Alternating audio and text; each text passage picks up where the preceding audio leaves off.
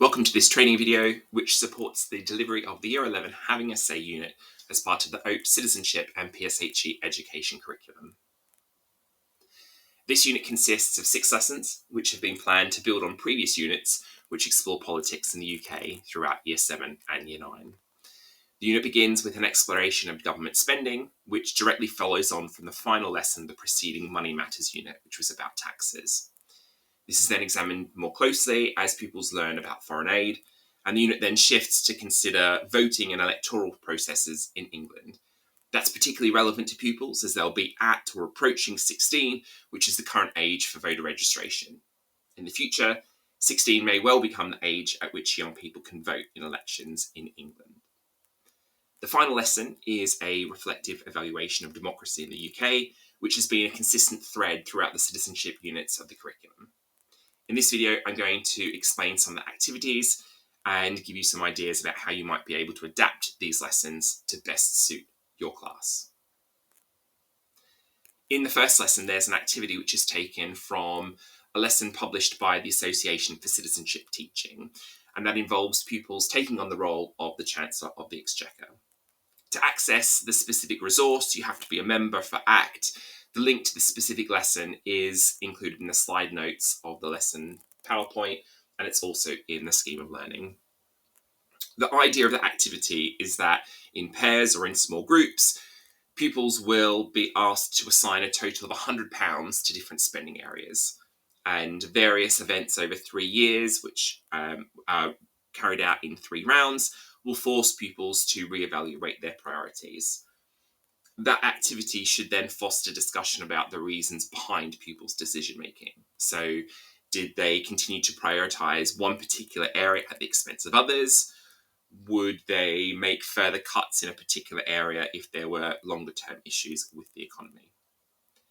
If you don't have an ACT membership, or if you wanted to try something different for a similar type of activity, you could also adapt this pie chart, which is from the 2024 budget. So what you want to do is to give pupils a copy of the diagram, but you actually want to redact or remove those areas of spending. You then give pupils a list of the different areas of spending, and you explain what each of them might include.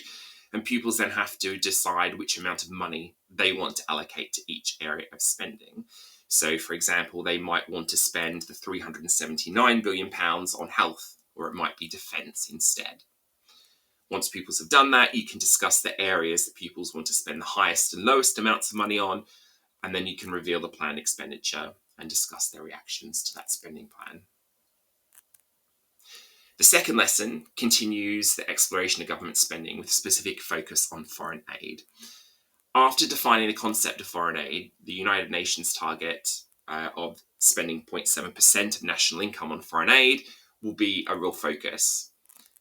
The graphic shown here might be a little bit confusing for some people, as it presents data in 2 different ways, which might seem to be conflicting.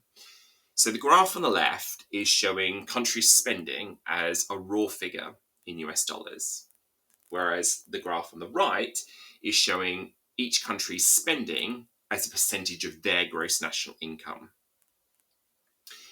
To get pupils thinking, it might be helpful to ask why the USA is not on the list on the right, if they're spending the most amount of money overall.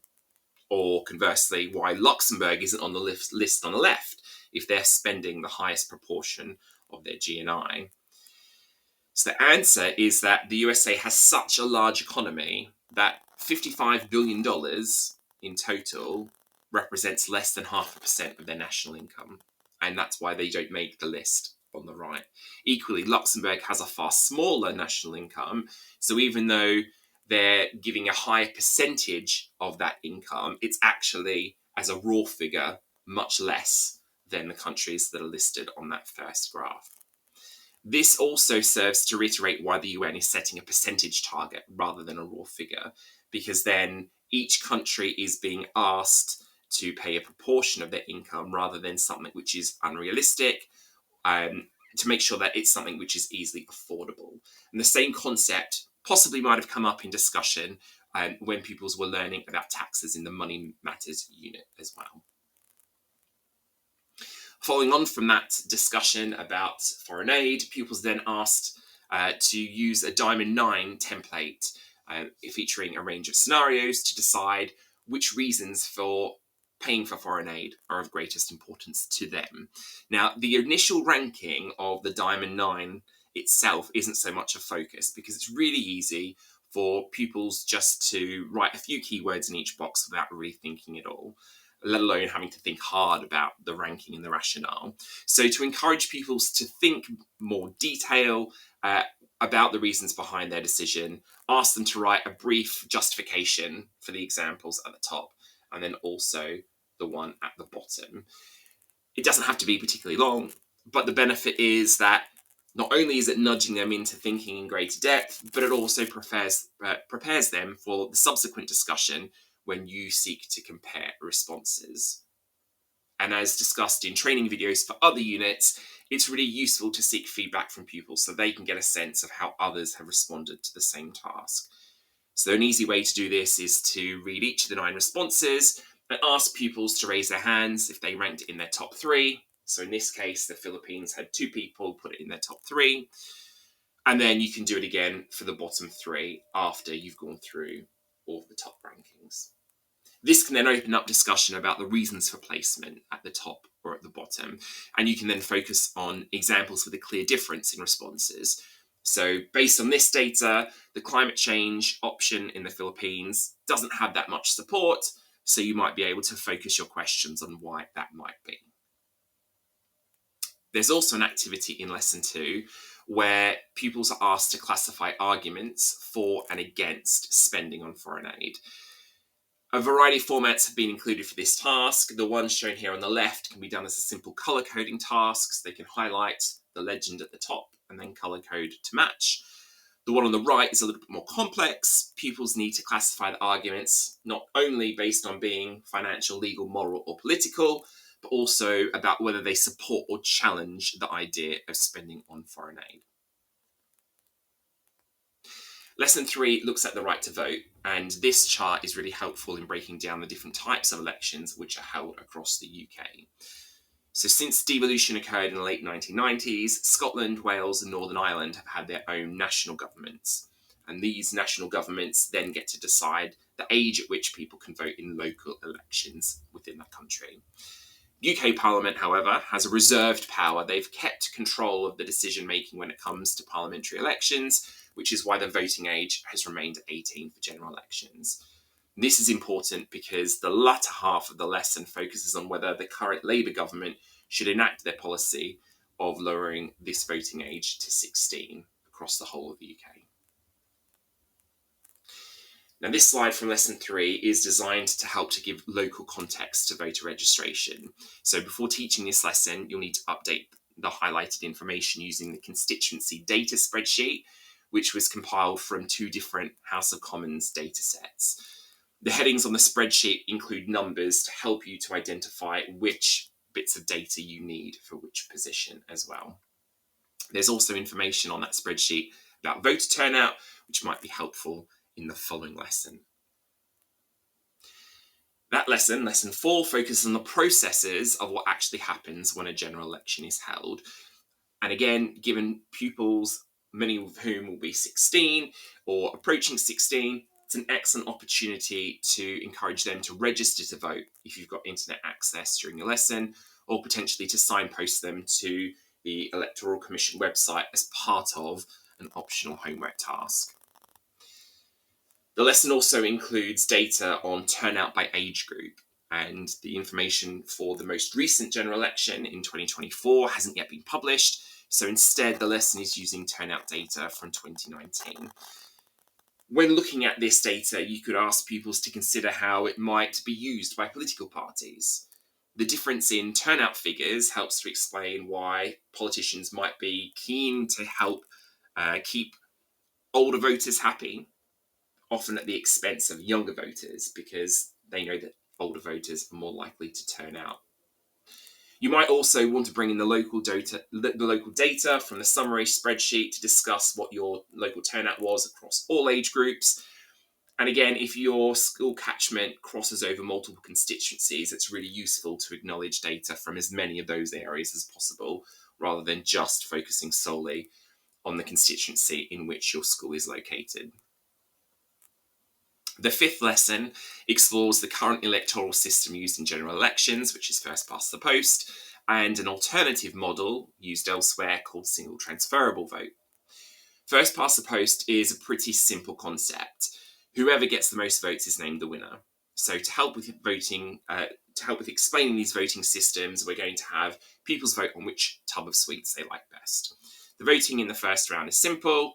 They put a cross in the box, the relevant tub, you count them up, and then you identify the winner. Hopefully, pupils will start to recognise some benefits and disadvantages of the model. On one hand, it's easy to understand, it's quick to get a result. However, pupils might feel like their vote didn't matter because it didn't affect the overall result if they voted for something other than heroes here. Or maybe they only like the toffees in the Quality Street tub, and so they decided to vote for celebrations as a compromise overall.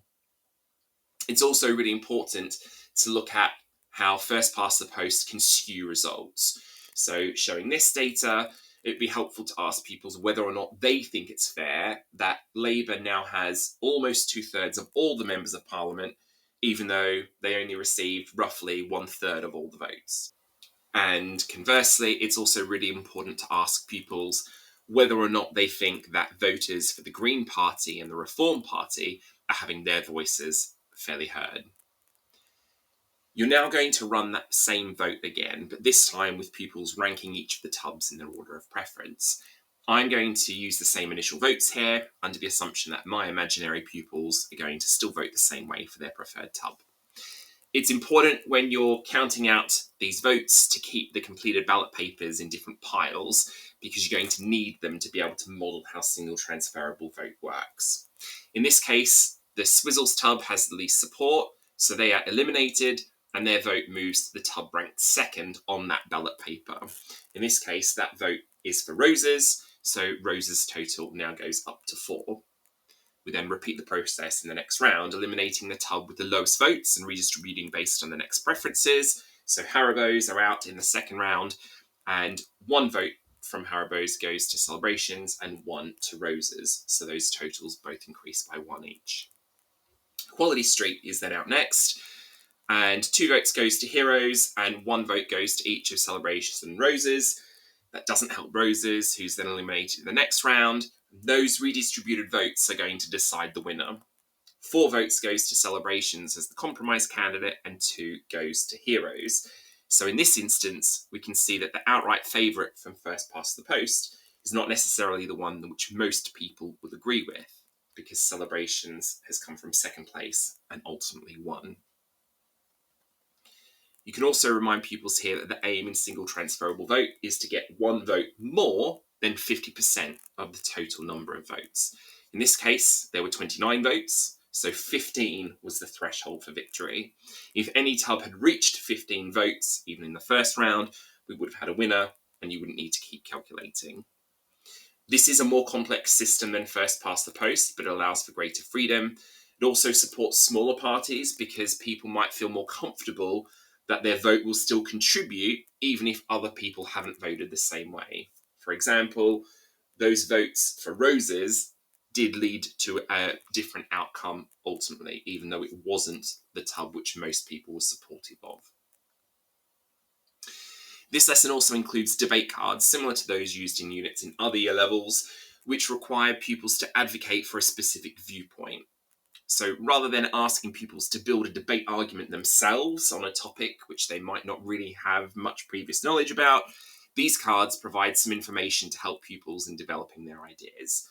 It also potentially gives a little bit of distancing where pupils might feel more free to express a viewpoint which they hold, potentially, if it aligns with the card, which they don't really feel comfortable in sharing, because at least they can turn around and say, well, I've argued what the card says, rather than what I believe to be true.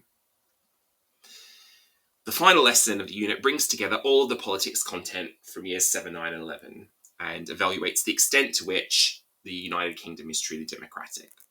For the Do Now task here, pupils have a few minutes to think of as many words they can which somehow relate to the stimulus image, and their aim is to try to have 1 word for each letter of the alphabet. One way of encouraging all pupils to contribute immediately at the start of the lesson is to ask them to give an answer for an assigned letter as you're taking the register. For example, the first person on the register might respond with a word starting with A, the next one with B, and so on. And if a pupil doesn't have an answer for the letter that they're asked for, you can then ask the wider class for a suggestion.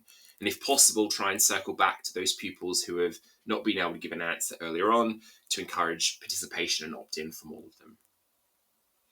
The main activity in the final lesson involves classifying statements which relate to different aspects of democracy.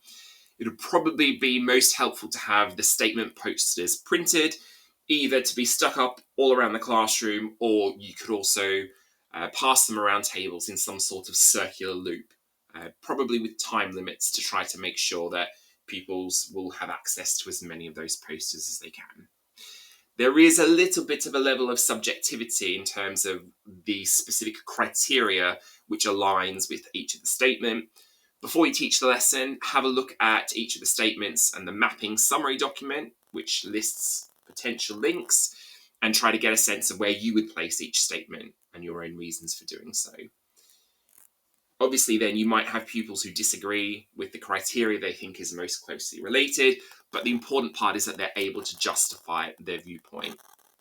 And hopefully, as you're then discussing it afterwards, everyone will agree on whether the evidence supports or challenges the idea of the UK being truly democratic. If you'd like further information about the content covered in this unit, these organisations all have a wealth of resources available. ACT, or the Association for Citizenship Teaching, is a subject association for citizenship, and members have access to a wide range of lesson resources and online training, including further lessons on electoral systems and forms of government. The Electoral Commission is the independent body which oversees elections in the UK. Their website gives lots of information about how elections work and voter eligibility. They also have an area for resources which can be used with young people and training videos which have been developed with ACT. The Electoral Reform Society is a campaign group which wants to change the way in which politics operates.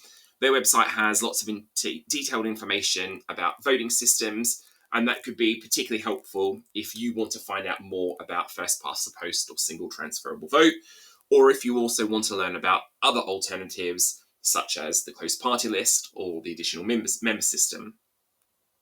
And finally, UK Parliament is a fantastic resource for all things politics.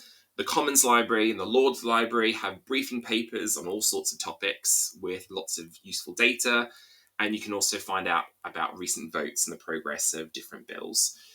UK Parliament also has a dedicated education section on their website which offers various videos and lesson plans, and you can order hard copy booklets for free for use in your classroom, and also try and book trips to Parliament or outreach workshops.